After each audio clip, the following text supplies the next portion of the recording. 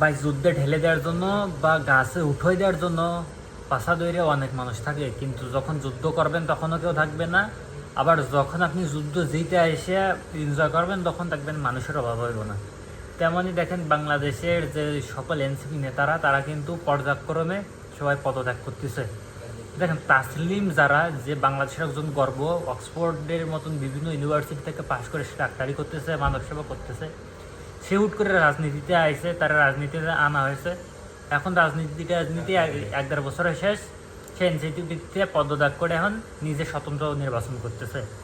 এই জন্য একটা কথা বলি, ওই মানুষের কথায় কান দিয়ে, মানুষের কথায় কান দিয়ে কোনো লাভ হয় না। নিজের কর্মক্ষেত্র নিজের সব কিছু নিজেই করতে হয়। মানুষের হাম পরে পড়ে এই যে তাসলিম জালার মতন অনেক শিক্ষার্থী, অনেক মানুষের ইমেজ নষ্ট হলো, ঠিক আছে। যাই হোক, তাসলিম যারা সহ সকল এনসিপি পার্টি যারা লোক আছে তাদের জন্য শুভকামনা।